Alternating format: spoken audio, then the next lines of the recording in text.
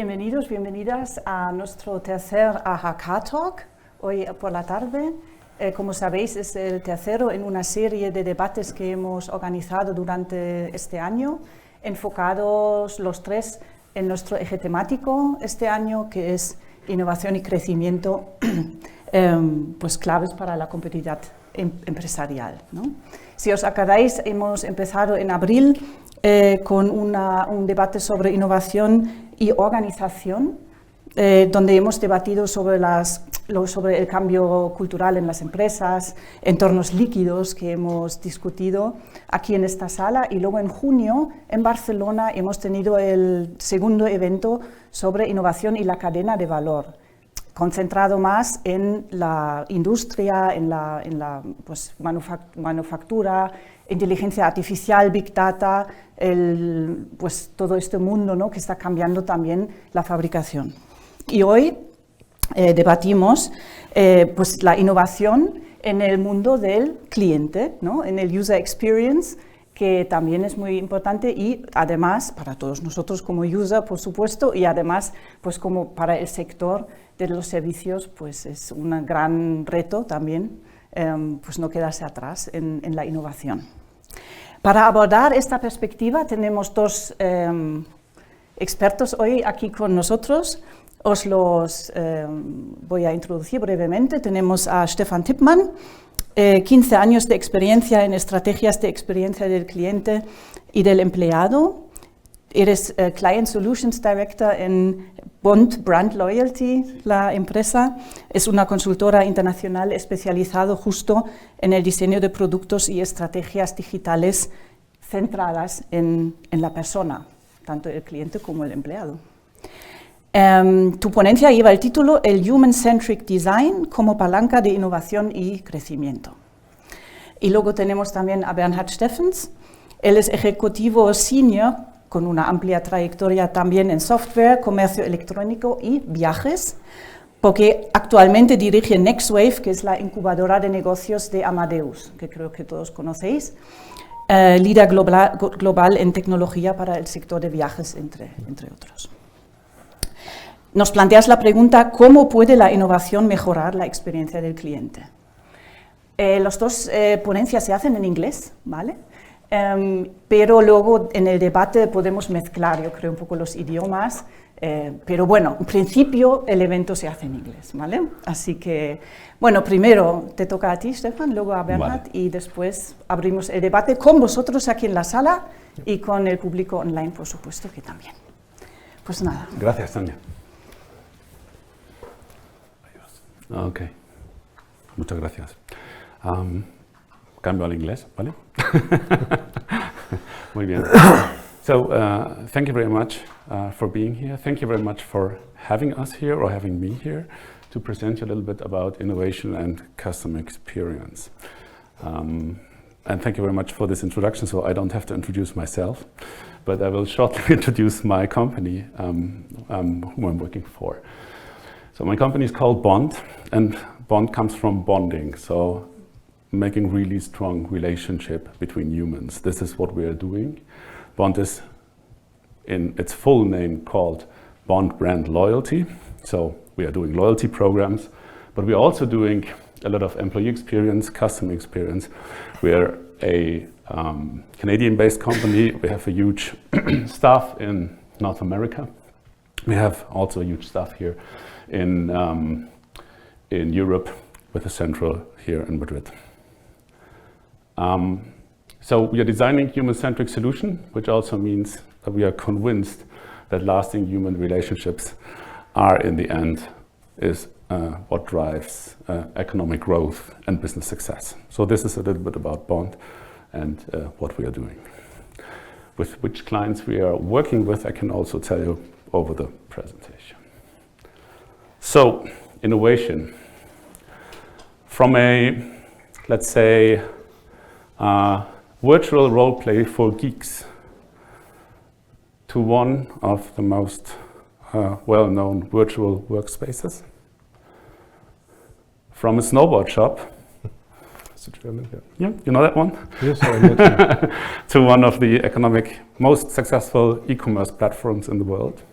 And maybe you know this with regards to the brand language. Which company is that? Don't say it. You know it. You know which company is that? From a dating platform to disrupting analog TV. What do these companies all have in common?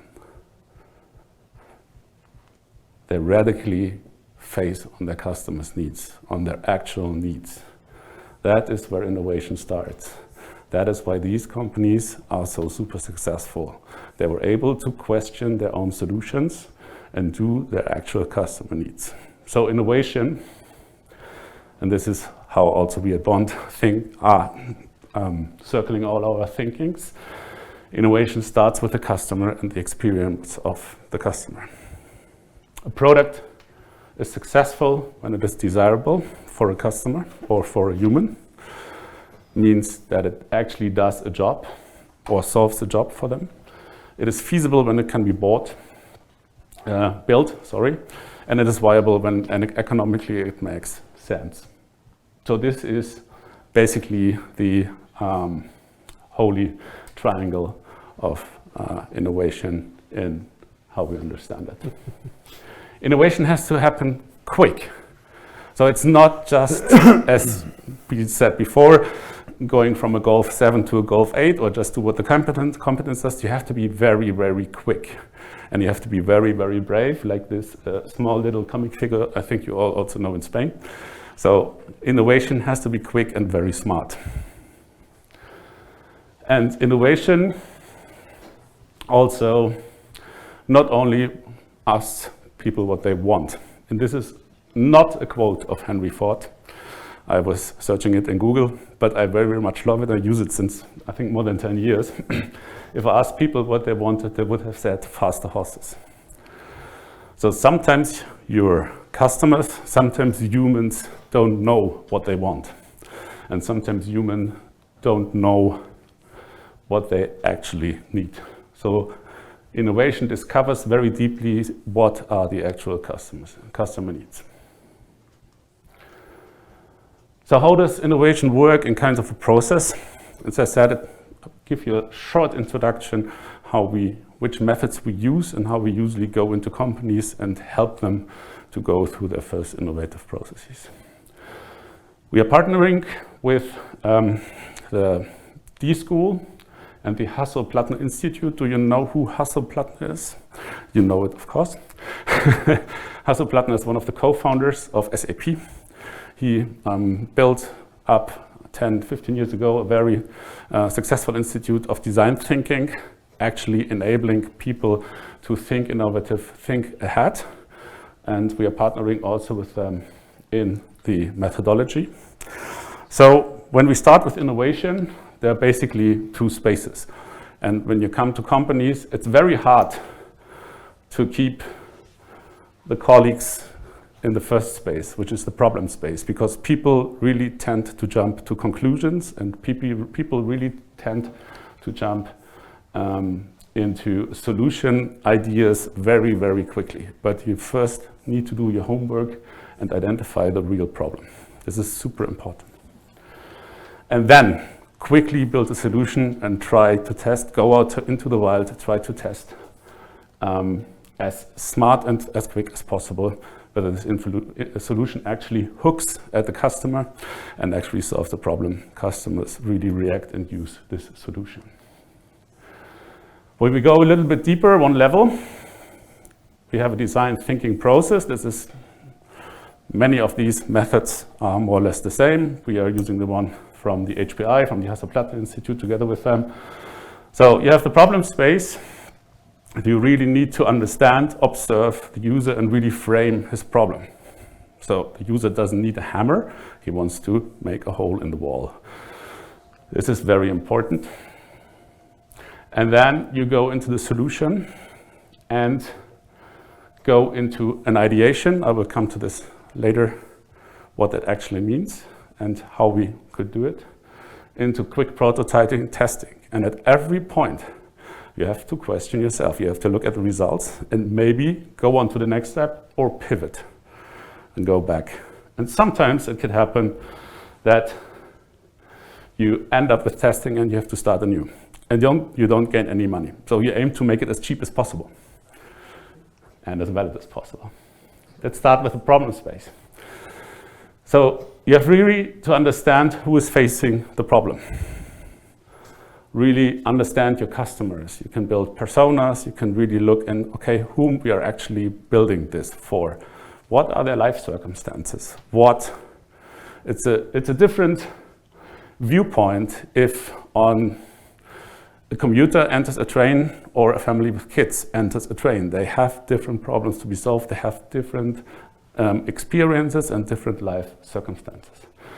Then you need to observe and build a so-called user story to really get into their point of view and really only focus on their needs. Nothing about solutions so far. Usually when we go into companies, we kind of have 3 levels to understand the customer's problems. You can start with asking certain techniques. You can start with observing. And I think the most intense one is immersing. So being immersive, really be the human or customer experiencing a certain situation. Usually when we go to companies, we start with asking. So companies come to us and say, look, we want to be more customer-centric, we want to be more innovative. Then we make a big workshop and we put everybody in the room, not only the salespeople, everybody. Means finance, legal, all the ones who apparently don't have customer contact. And together with them, sometimes you have the management and the team leads and whatever, and sometimes you have 30 people and they say, okay, now turn around and try to look the journey of the customer through your company. All indirect and direct interactions with your company. Don't think about your internal processes, the problems that you have with the other department, blah, blah, blah, blah, blah. Try to see it with the eyes of your customer. And then you build a so-called customer journey. Then you go out to the customers and ask them all these direct and indirect touch points that you have with the company. It could be a poster on the street, it could be a visit to the shop, it could be using the product itself, all the touch points. And then you ask the customers, how important is this touch point with you and how satisfied are you with the service our client provides or the product our client provides. And as with every relationship, if a certain point is very important for you, but you're very dissatisfied, you're very likely to leave the relationship. We all know this. So that are the so-called moments of truth or moments that matter. And this gives us a first landscape where we could improve and innovate on our services and products. We can also do this with a lot of data and benchmarking and so on and so on and so on, but you have a first landscape and this gives you already first ideas. Next level, just today. So these are just some examples that we do, and there are literally thousands of trying to understand your customer. There are books of it. We are just today, we had colleagues from us being in Sevilla, in Córdoba, Zaragoza, and Valencia, being in pharmacies and just observing what the pharmacists are doing day to day. Because we are currently working on a customer centricity and innovation project for a pharmaceutical logistics company. So they're just observing, they're just looking what the pharmacists are doing. And via that, and maybe asking one or the other open questions, why you're doing this now, and so on, you can also do a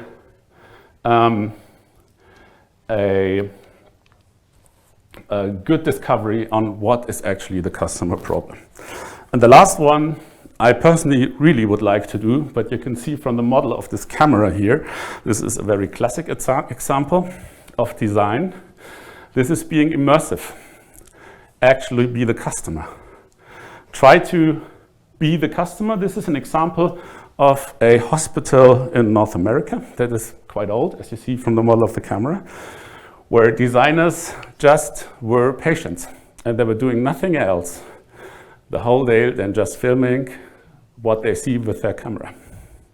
So what they saw in 90% of their stay in the hospital was this.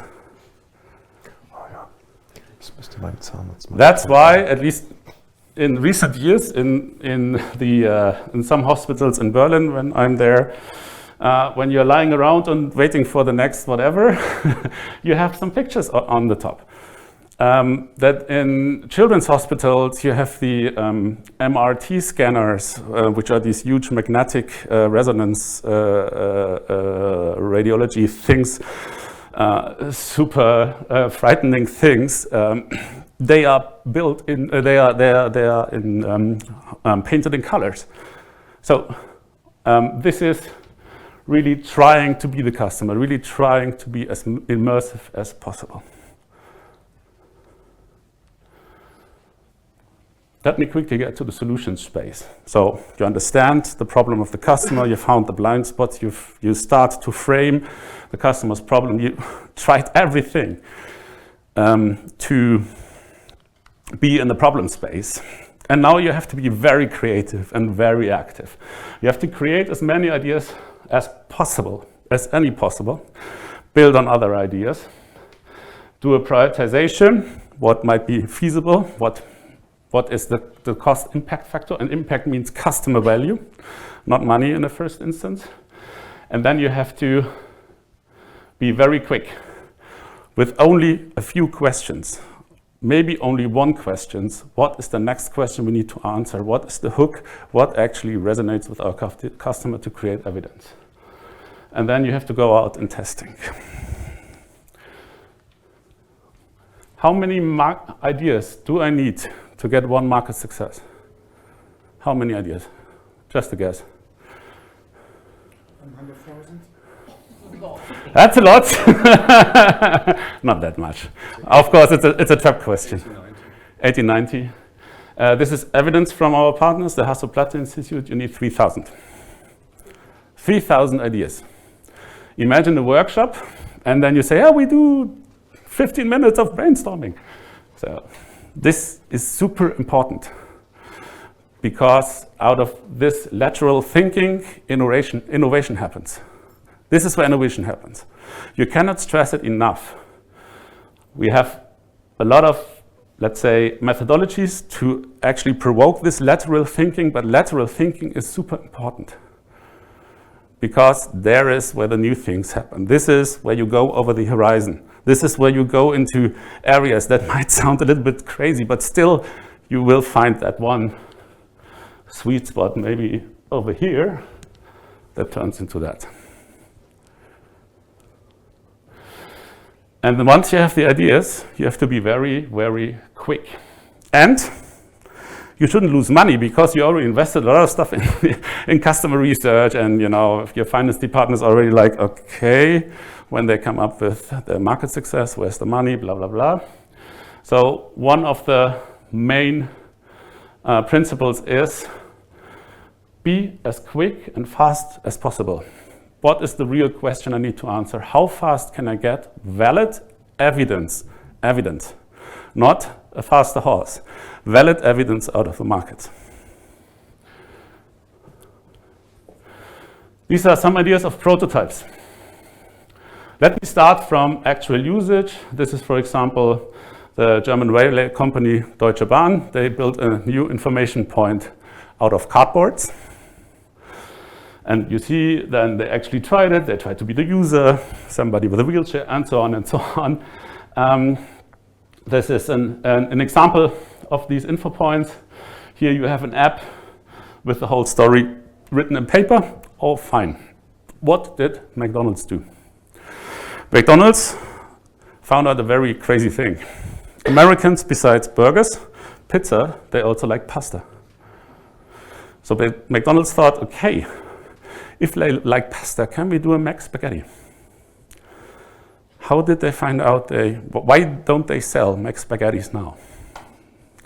because they just took one location in the typical town in North America, most typical possible, and they did one thing. They put 2 versions of a spaghetti dish on the menu. So they just printed the menu and they hang it on the wall. Then they put a white button at the cashier and told the employees, every time somebody comes and orders a Mac spaghetti, you push this white button, tell the customer there is unfortunately no Mac spaghetti anymore, and offer them a free burger instead. That's how they found out not to sell Mac spaghettis.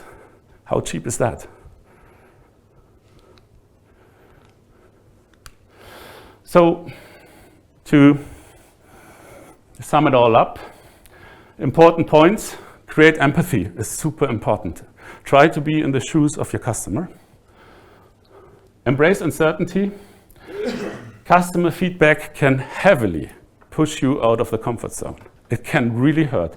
It can, if you have customer feedback, you cannot deny it, but you will be in a room with people with a lot of fear, which are your colleagues of work who can heavily push back. It can really hurt. It can really hurt. I can tell you from own experience. Think big, generate ideas without limits, 3,000 to 1. Prototype fast and fail early, the Mac spaghetti. Test often, as often as you can. Once you have a result, go back to the circles, look where you are, and then start again. And don't fall in love with your solution. Never ever don't fall in love with your solution. The customer won't buy it. Don't try to explain it. Don't try to sell it. The customer won't buy it. If it doesn't work, it doesn't work. So that is innovation and customer centricity in hopefully 20 minutes. Thank you so much.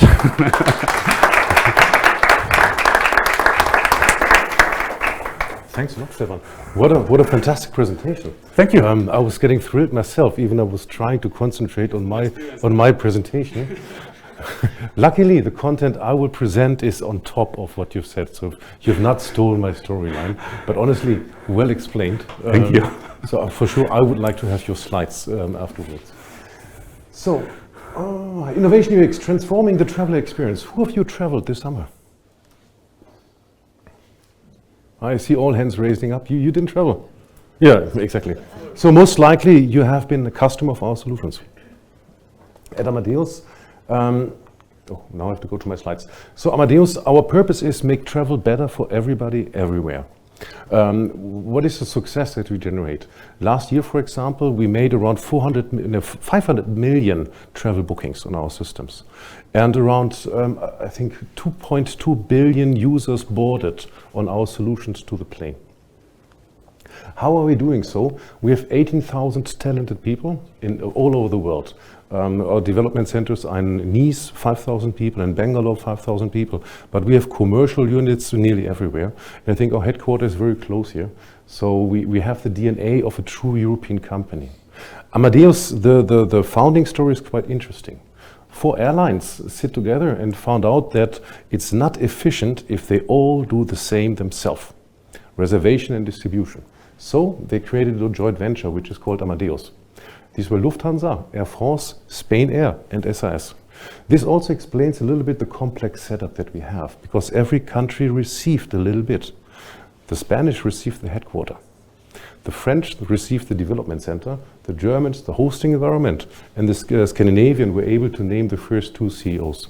So this is still very deep in our culture. We see ourselves as a European company. For example, we could not divide our P&L international business. This national-international doesn't exist for us. The most narrow scope that we could define is that we are European. This brings a melting pot of talents, competences, capabilities. So when you said, for example, you have to bring lawyers, the accounting department, product management, sales, etc. If you now put this together with different passports and nationalities and cultures, then you see what type of potential you get for creativity. And I think this is also very deep in the success of Amadeus. We connect airports, airlines, hotels, etc. So all the different content sources with travel sellers. If you purchase online, offline, if you want to purchase on the mobile phone, or now even use kind of ChatGPT, etc., we try to aggregate the content that is available in a form that can be consumed and operated by the travel sellers to present it to you on the channel that you want, in the form that you want, in the moment where you want it. So we make travel really individual. This keeps us very busy, because producing a burger, don't get me wrong, is easy, because you have everything under control. But if you travel, you go to a travel agency first. Then there's an airline involved. Transportation is involved. Parking, the airport is involved. The lodge access is involved. The hotel is involved. Taxiing the destination. You have destination activities, right? And you called it moments that matter. We call this moments of truth. During a typical travel, you have so many moments of truth, where you either make it or you break it. If you travel with kids, you know exactly. No airport is built for kids. So how to orchestrate and organize exactly this value chain.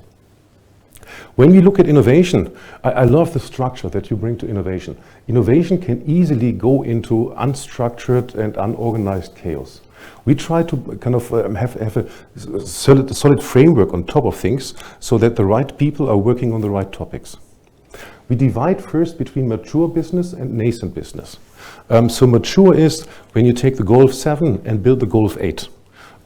Most likely, so you know what the rules of the game are. You are closer to customer experience, etc. Nascent business is when you want to build an electric vehicle. All the engine competence you have doesn't matter. The gearbox competence doesn't matter. But software gets way more important. And then we divide between internal and external innovation. So for example, if we would develop the next version of the Golf, it would be done in the upper left from your side, right? Yeah, left, in the upper left quadrant. Because there you need proximity to the competence, to the factory, product management competence, etc.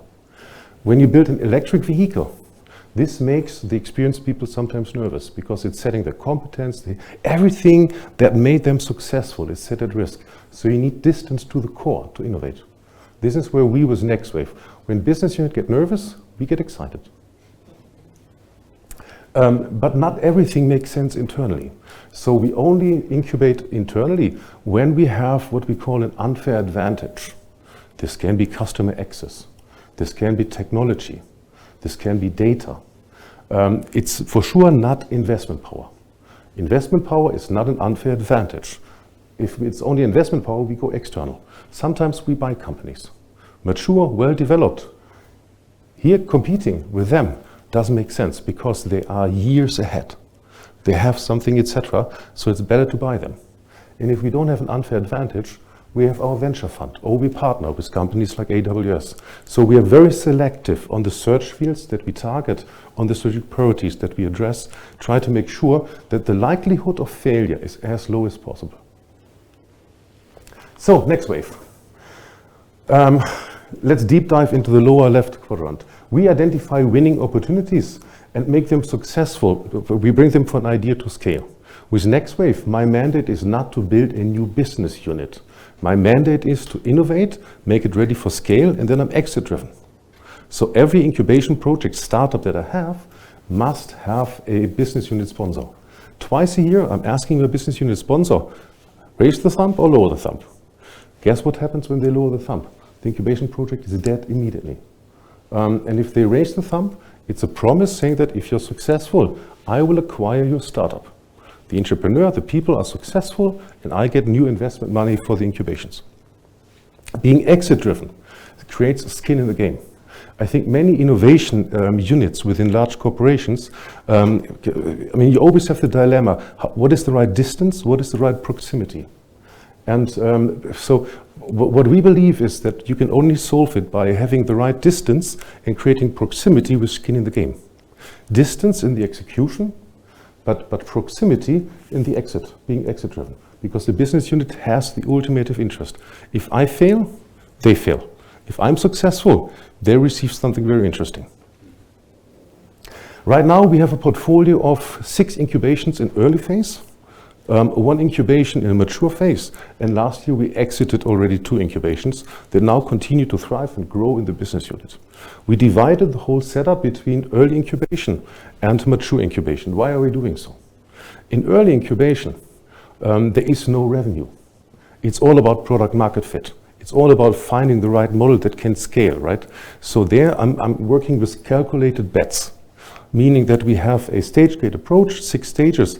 Every stage has an investment envelope, and if the entrepreneur is not successful within this envelope, done. We stop. This is a calculated bet. If he is successful, he moves to the next stage. The stage is a bit higher, and he can continue to innovate. If he is successful, he gets the next money. But if not, so we are really kind of venture driven. Once the ideas are ready to scale, the incubations, then we move to the more mature setup, and there the incubations are P&L focused. So their growth defines the cost increase. We make them ready for the business unit, also get them into the logic. In early incubations, I work with shared services, meaning that I have the entrepreneur. The entrepreneur Superman is only on TV. All others are normal human beings with strengths and with weaknesses. Sometimes the entrepreneur comes from R&D, sometimes from marketing, sometimes from customer service. It is my job to build everything around. If it's an R&D guy, I have to provide growth hacking competence, commercial competence, so complement everything that is there. And by having this as services, I'm super agile. I can shift capacity from one incubation to the other within 4 weeks. But when it's about scaling, there also needs to be predictability. And this is where we then shift and work with pre-wired or with hardwired teams, fixed reporting lines, ahead of product, ahead of commercial, ahead of R&D, ahead of service, so that there's stability and they continue to grow. So, UX. I think it was obvious that you are obsessed with UX, and I think for good reason. I love what you say, don't fall in love with the solution. I would go one step further, fall in love with the problem. Because if the solution fails, the problem is still there. When I was flying in today via Nice, right? When I see unsatisfied people at the airport, I see business opportunities. Every unhappy customer means that there is a possibility to do something better. Satisfied customers, from innovation perspective, are boring. Yes, from a commercial perspective, they're awesome. NPS, excellent, the best for growing businesses. In innovation, look into the dirty corners, where things don't work well, where things don't perform, etc. We are a B2B company. This brings one big disadvantage. We have an unnatural distance to the end consumer, which needs to be covered. Very often B2B companies are focused on their customers. But it's like Procter & Gamble asking the boss of the supermarket chain what his customers want to have as chocolate. And the supermarket will always say 10% cheaper. 15% cheaper, right? This is the answer very often from a customer. I truly believe that Procter & Gamble understands the end users better than every kiosk, than most supermarkets, because they really dive deep. For a B2B company, super difficult, because we're usually not in touch with the customer. So now the animation is in the wrong order. So use UX research to bridge the gap. In Germany, we have a saying, in God we trust, all others bring data. This addresses a fundamental problem. How often do you hear when innovation ideas get pitched, I believe, I think, I see this working. We have the best network. Best is not data. Get down to the real actual numbers. Do testing. Ask customers, live their life, etc. Only data can really tell you if you're on the right track or not. There are so many tools. I mean, you explained all the tools pretty well. Get used to these tools, build up your experience, find out what type of tool provides the right data that tells you if you're on the right track or not. Working on trust, I am not Steve Jobs. So maybe Steve Jobs was a Superman who knows exactly what customers want to have. I'm not. For normal people like me, innovation is hard work. It's also, I mean, you said 3,000 ideas. Then it's no longer creativity, it's just hard work. Side story, AWS tortured us with exactly this methodology. You know what they do in their working backwards methodology when they have to look for ideas? You get a sheet of paper, you have to fold it 4 times, so that you get 8 fields, and then they put the clock on, 1 minute, 1 idea. You have a group of 10 people and you end up with 80 ideas. This is really hard work. But what I learned from this one is the first idea is usually never the best one. The second idea, maybe. The real gold is in ideas number 5, 6, and 7, when you have to think out of the box. Design user-centric solutions. Let me unfold everything. So let's start first with identify high-priority problems. Usually what happens in mature businesses is that you add features and features and features and features and features. Who has seen the Apple show yesterday evening? I think some of them, right? How many useless features have you seen? It starts to grow. This is the typical dilemma of a very successful company that cannot innovate anymore. And I think Apple is on a very difficult path forward. You add more and more features, but you left the important area already. What we do, for example, is when we present a pilot to the customer, a concept store, right? Out of 10 features, we look what are the 2 or 3 features where customers would speak up when we take them away. And these are the features where it makes sense to put money on, to invest. The other 6, 7 features where we show them to customers, and if they disappear, they don't get emotional, right? Would you put money into this? Because the customer doesn't happen, right? Leverage partners. We know what we are able to do pretty well, and we know what we're able not to do pretty well. So for me, for example, in my portfolio, if a partner is not on board, and here talking about Microsoft, AWS, Databricks, ServiceNow, the incubation project doesn't start. Because today there's so many capabilities out of the box from the big cloud providers, from other companies, that you don't have to reinvent. If you focus on the right high priority problems, these are the ones that you have to do yourself. Everything else can be done by our partners, because it doesn't make sense to waste money and spend money on this one. And then design a user-centric solution. I think this is something where the American companies are world-class. If you use solutions like Workday, now also Teams, etc., everything that you don't need disappears. It's super simple, it's super straightforward. Sometimes it even looks a little bit boring. But when you start to use it, you find out everything is there, right? So let me now go into an incubation project that we did ourselves and how we applied the rules and the methodologies there. Travel agencies, they struggle because online everything is available. If you have a smartphone, it takes you 5 minutes and you know more about the destination than the travel agent. So basically, when you are a travel agent sitting at the desk and a customer comes in, most likely they're smarter than you, if they know what you want. And then the IT environment of travel agents is a nightmare. They work with WhatsApp, they work with Excel sheets, paper, etc. They have everything is available, really everything. And most of the time, travel agents are spending their time on non-value generating tasks. Looking into Lufthansa, Iberia, British Airways, Air France system, into the hotel backend, etc., trying to get together all information to compile them. But what they have in common is they are driven by providing a nice user experience. So we said to ourselves, what type of solution is necessary that the travel agents has a great day at work? That they make customers happy, because I truly believe my wife is a travel agent. There's nothing more rewarding than if a customer books his dream vacation, comes back, and sometimes you get a card. Thanks for the nice service. This feedback is incredibly rewarding. But when something goes wrong, and it can be just a gate change, or the travel agent hasn't informed the traveler that, check your passport data. Is the timing good enough, etc. So many things can go wrong. So we went into really building a new business to improve agent productivity and also enhance their own experience. It was not, we don't see the travel agents as a donkey in front of a system, call center work. We want them to have a good day at work. And this is what came out. You can see a very slim, super simple user interface. You can't get lost on this user interface. Light menu on the left and clear also content in the middle.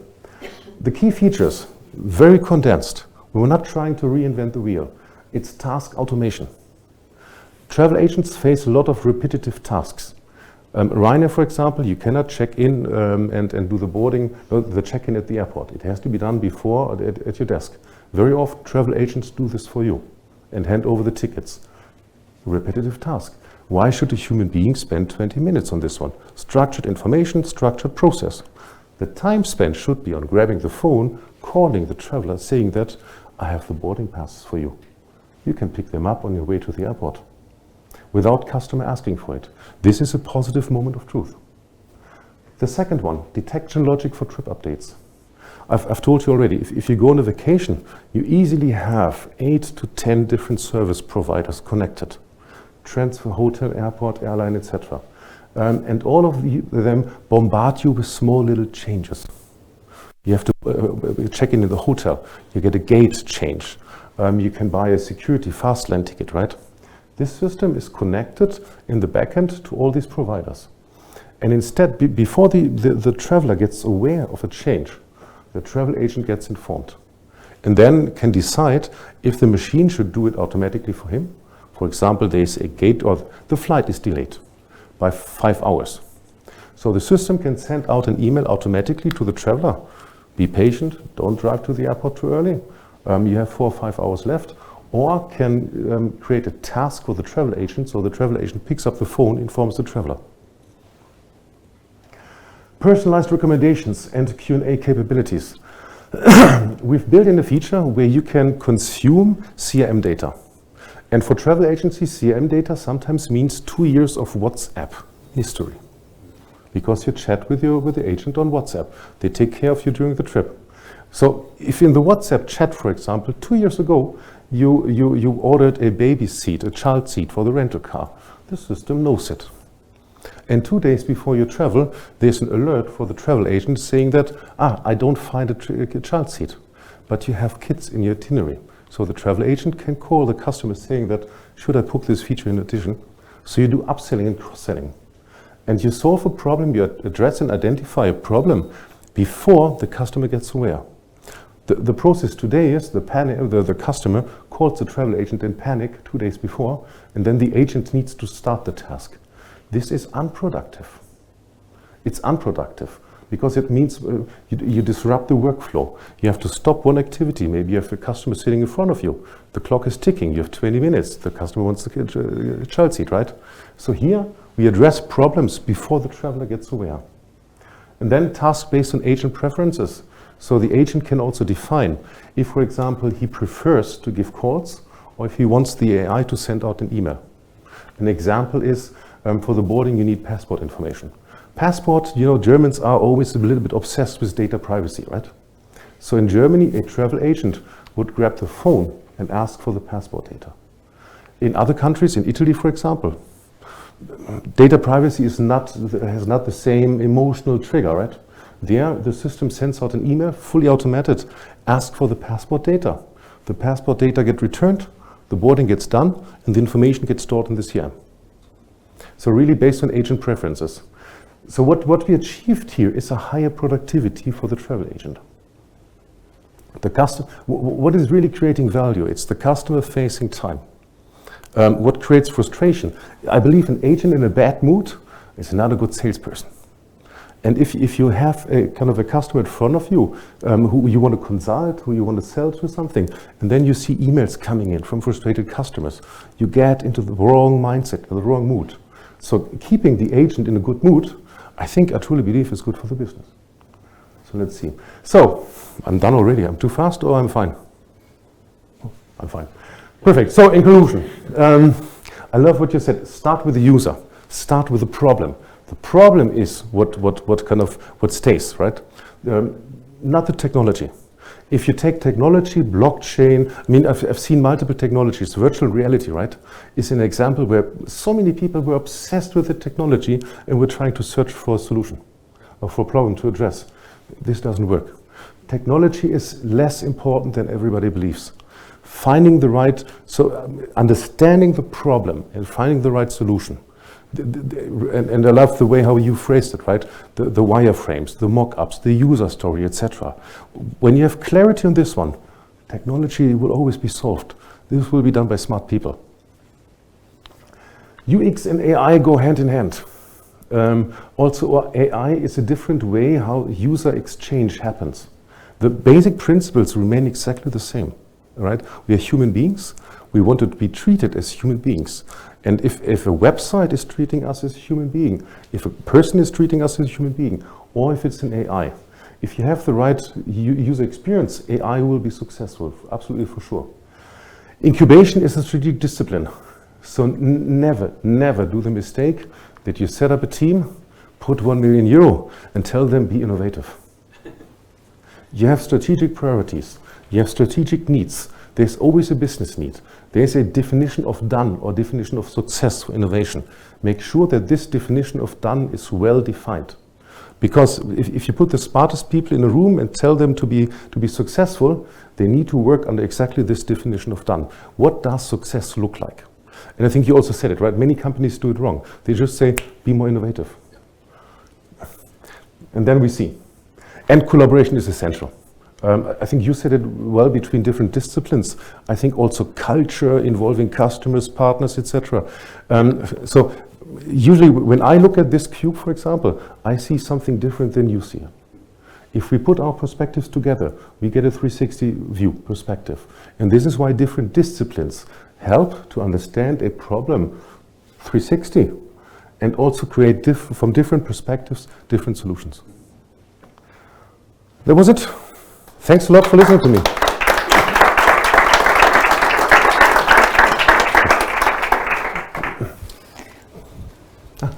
Yeah, exactly.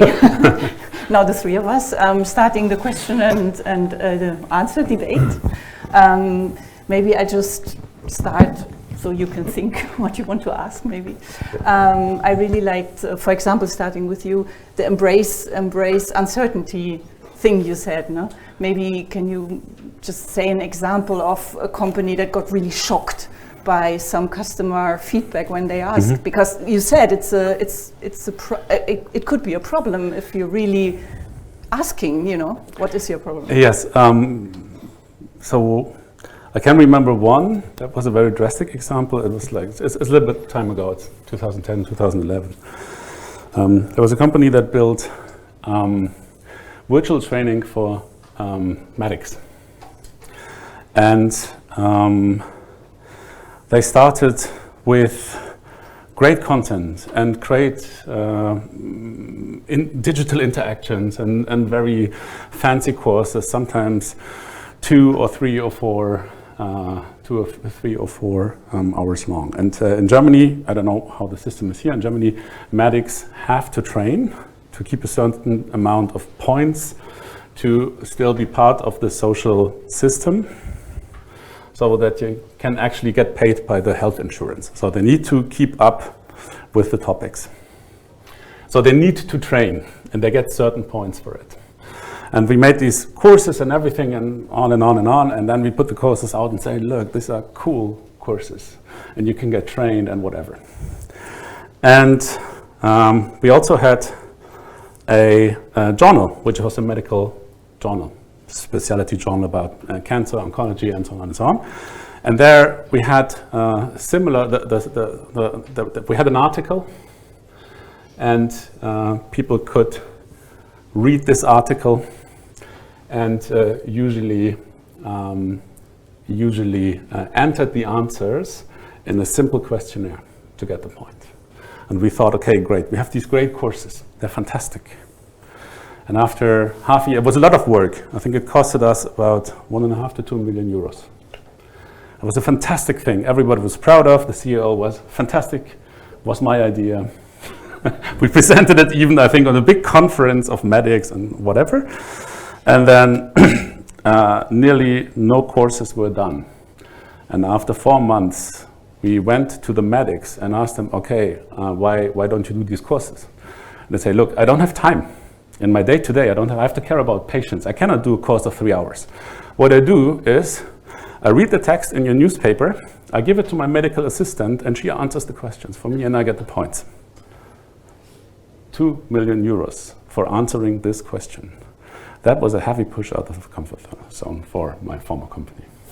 So ask before you spend. Yes, ask first, identify the problem, be immersive, go into the world of your users and your customers. And the other thing, which is really, I think, very enlightening, is the point that start with the user, not the technology. Maybe we are all like talking a lot about artificial intelligence. Does it help? I mean, how does it connect with user experience? Do you? I mean, you obviously already use it. Can you maybe also give an example of how that influences all the sector? Oh yes, there's massive influence. I think it will bring the quality significantly forward. You mentioned the 3,000 ideas, right? Mm-hmm. To get to one working product. So this means that 2,999 ideas are waste. And the times that you spend on these ideas is a potential waste, or let's call it more positive, investment to produce the winner. With the help of AI, you can go much deeper on these ideas. For example, we built a solution. We just tested it internally with corporate strategy. It's a combination of AI and analytics, and then of AI development. So we put a problem or kind of a challenge in front of them in a WebEx session in front of 40 people. We're asking them to write down ideas, just ideas. They were bombarding us with ideas. 60 ideas came up.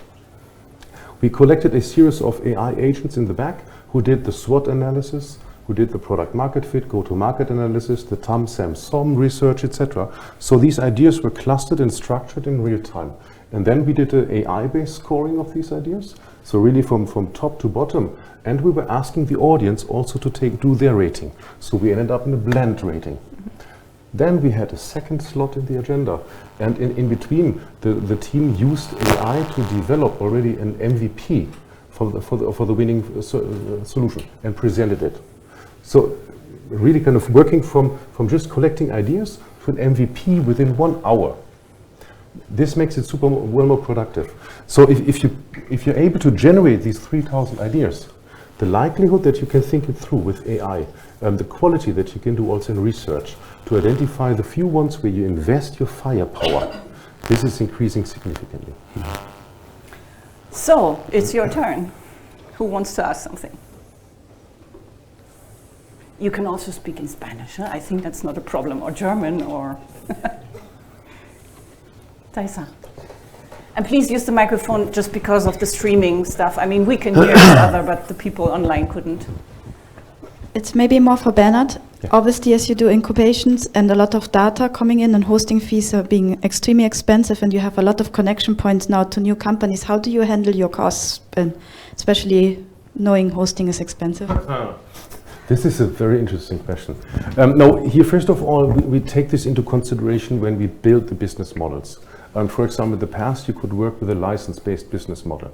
But if you don't have the hosting kind of transactions under control, if you don't have the experience, it can go easily through the roof. So we changed to business model, where basically the activities that users produce, or where users produce cost, that these are more or less directly linked to transactions. It's not always possible. Sometimes we also just do to kind of shortcut the system and agree with the first customer on a pilot pricing. We say, this is the pricing for 1 year, and we take the risk on our side. We know that it will go wrong, but the minus that we produce, the negative EBITDA that we produce, is the cost that the investment being necessary to collect data for the business model then later afterwards. But it's thinking through the business model and make sure that user adoption cannot destroy business. It's very important early days. That was a good question. Someone else? Just that, maybe. Ralf. Hello, I have a question. I'm working for a small, medium-sized company, and I have the feeling that we do not enough for innovation. Do you have any tips for us? How we can... Yes, I can come over.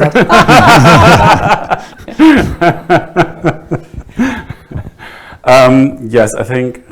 But it's not only a problem of small companies, it's also a problem of big companies. It's also a problem of big companies. So what we see usually when you see a little bit the, let's say, maturity curve of companies. So when you are a startup, there might be funding, there might be investment, and there might be already first successes or whatever. You're very agile. You're very much looking for the right solution. And then at a certain point in time, you hit the spot. This is a typical startup. Then you create this cow, you have this cow. And then what usually happens next is that you kind of optimize all your business activities to grow this cow, to get the milk from this one cow. This is success. And then you reach a certain maturity level, which also means that your inner structure and organization is not that flexible anymore to look for new things, because they're all looking at this one cow. And then there might be a point where this one cow doesn't get enough grass anymore, and the curve is going down. What you usually then do is not innovate, because you need to save costs and stuff, because as we just had in the last question, innovation also costs money. Try to keep it as low as possible, evidence and so on, but it costs money. It still costs money. So in order to break up this cycle, some of the possibilities you see in your presentation, look outside, or what many companies then do when they see, okay, their own structure and also the decision-making processes are all towards this one cow or these cows that you have there, then build a satellite. Go out. Get a team of people that just get some starting money and are not under, well, they are under a certain margin and a certain framework of building up growth, as you showed it, but get these people to actually think freely, be innovative, define success, but don't keep them in your cow company. Try to get them outside, because every decision finance, controlling CEO makes still is thinking at that cow. So you won't get innovation in this major company. Innovation happens in this small little satellite. That would be one of the areas how to start. Believe it or not, but we have a similar problem. Yes, we have 18,000 people. We can move mountains, but not big rocks. Because what happens? Our machine is optimized to look at the very big, large investments. So if we want to build a new airline IT system, the XCOM, the second layer of management, right? They're all paying attention. What is falling through the cracks are the small ideas that maybe do 5-7 million euros in revenues, but at a margin of 60%. Because the margin is hyper attractive, but not attractive from a size perspective for the XCOM. We're trying to solve this with an employee innovation program. So we call it LIFT, because basically I have 3 input funnels for innovation projects. One is coming from customers, but customers are verbal. They tell you what they want, right? I'm sure that is also the case with you. The top management thinks about strategy. Also strategy results into innovation needs. And top management, they work above me, right? So they tell me what I have to do. But then the grassroots innovation from employees, this is super tricky. And quite often you have the brilliant ideas not coming from customers, not coming from strategy, you get it from employees. So we created a program we call LIFT, and there everybody in the company can apply and can pitch for an innovation budget of 300,000 euros across 1 year. It's a virtual budget, and they can use it then to buy capacity in product management, in R&D, etc. Typically, during a year, we get around 120 ideas, and 3 get funded. But there's so much creativity and power coming up. I've never seen an idea that will revolutionize the world. We don't find the next 1 billion big thing, but we find these incredibly valuable, high margin, small innovations. From a customer service agent that heard a customer problem twice a week for the last 2 years and knows the solution. But this customer, you need to bring daylight to these people who find the solution. Thank you. Brilliant. Yes. Yes, I would like to know how relevant is today the personas. You told about that, Stefan, and also Bernhard.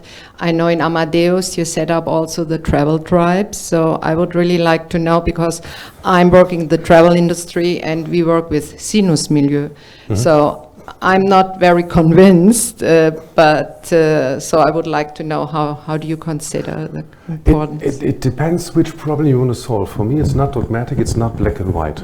If you're more product marketing focused, then you have to use the sinus milieus, because a persona brings something to the extreme, a description. In marketing, you can't work with extremes. You have to work with kind of more groups of people. If you want to do product development and a user interface, a sinus milieu doesn't help. So I think you should always make sure that you master all tools and know exactly when to use it. That you don't end up with a person who is awesome in screwdriving and now wants to solve everything with a screwdriver. Yeah. First time tonight I will contradict you a little bit, but anyhow. But maybe that's because I'm an AHK consultant, human centricity. I think personas are a tool and only a methodology. But I think in actually creating, as you say, drive it to the extreme, it helps you to build empathy, to understand their life realities better. It is just a tool. As I said, there are thousands of tools to observe, to immerse, to be more customer-centric. But we found that it's a very good tool. So you have bunches of data about your customers. Cluster these data into certain areas and then really start building personas. So when we start a customer centricity project and build personas and make proposals, the coolest thing is then, I mean, you started this project with this 30 people in the room, whatever, and then you take the data, you take all the customer interviews you had, all the statements, and then you first draft the first personas. And then you present the results. And you have the salespeople in the room. And somebody said, I know this one. And this is the moment where it creates empathy. So it is just a tool to create empathy, but it's a cool tool. Okay, well, thanks. I think we can get to a conclusion. We have prepared a little, in all our events, we have prepared in the patio a little pika for you, and we can talk with our opponents here. I just have one really very personal question. Why is it when I book a flight and I return the next day to the same flight, it is so much more expensive because some cookie somehow remembers that I already looked at this flight. So every time I look, it's more expensive. Is that user-friendly? Doesn't it happen to you as well? No, for sure it depends. Airline pricing is incredibly complex because it's not, trust me, airlines, they don't look at you from a cookie perspective, they look at competition. If Ryanair kind of opens capacity, right, guess what happens on the same route with the other flights? Prices drop. If there's a social media hype, Emily in Paris, right, prices increase. So the price ups and downs, the system that airlines have built, systems reacting on the context. And trust me, not about you, but your individual payment willingness, this is not legal. This is not allowed by European law. And airlines take it damn seriously because the EU government is investigating. But competition, it's significant. Profitability on a route, if Ryanair decides to fly from London to Mallorca, guess what happens with the profitability on this route? It drops from one day to the other. Yeah. Well, just a little curiosity. Yeah. So anyway, thank you very much. Online, thank you also for being with us. This closes our series of debates of the Eje Temático, of our annual theme. We will see, I hope, each other again in our Encuentro Empresarial on the 23rd of October here in Madrid, which will then bring together all the people again, and then we'll also have our new Director General with us. So I'm pleased to see you again on the 23rd of October. Thank you very much. Thank you. Thank you.